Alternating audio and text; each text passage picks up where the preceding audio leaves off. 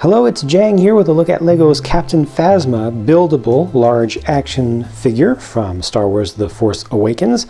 This is a taller figure than the average one. They added quite a lot of height, mostly in the lower limbs. If you compare this to just the regular First Order Stormtrooper, you see there's quite a significant difference there. It should be taller, but I can hardly believe this myself. I actually wish it was a little bit shorter because to me the legs look a little bit lanky, and it's mostly from the addition of the friction adder joints down on the bottom, which gives it more stability. It also would have been nice to get some filler material down on the feet just so that they wouldn't look quite so open and unfinished here.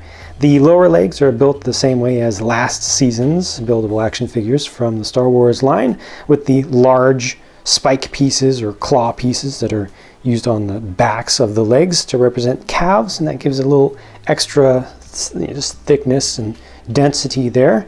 Nothing too special going on with the upper legs with just these 6 long pieces. I appreciate pieces in silver always. Certainly the highlight of this set, like with most, is the helmet.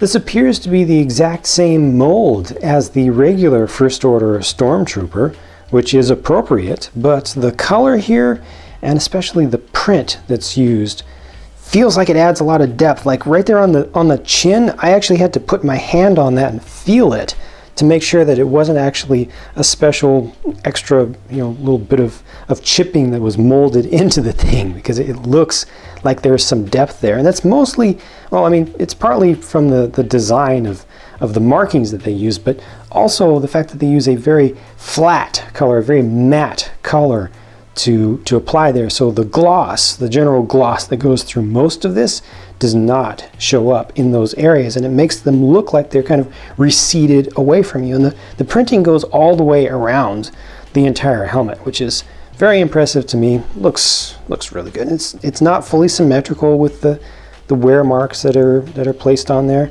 This is really nice. Oh, I really like that right there. The way that the light is reflecting off the visor area, and you can see the detail to the side of the mouth, little venting area right there. Very, very nice. Yes, yes, yes.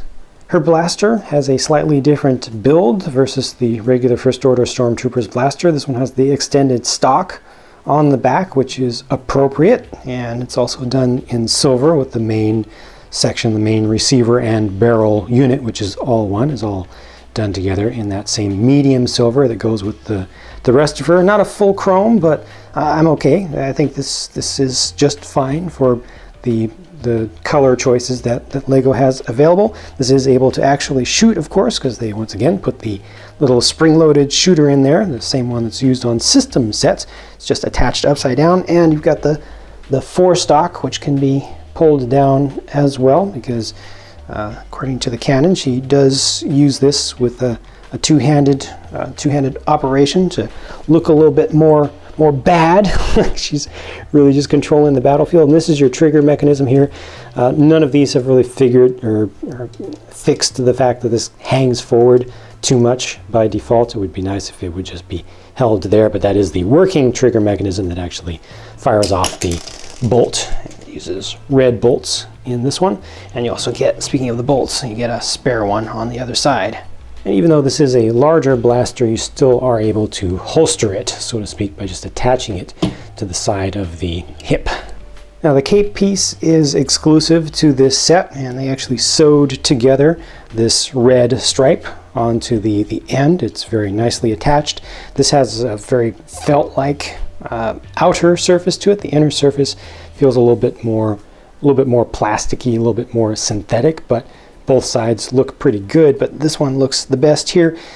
Needs to be ironed a little bit just to get a little bit of that creasing out of it. Unfortunately, this side doesn't have quite enough weight to it. I wish that the material had a little bit more weight so it would actually pull itself down around her left arm, because right now the way that it sits, it just kind of sticks out on its own, but maybe with a little bit of age that might start to wear out. But it's still a very beautiful piece. I just wish that the cut was a little bit different, or the material, like I said, just had a little bit more weight, because even right now I'm kind of adding in this crease on the back. I didn't realize that, but it just kind of helps to bring in the side here. But you can see how it's cut down towards the end. They've got that nice slant on it, which works well. And this is just a little Baraki eyepiece done in silver that just acts as a pin to hold it on to the back, and then most of it is just attached around the neck.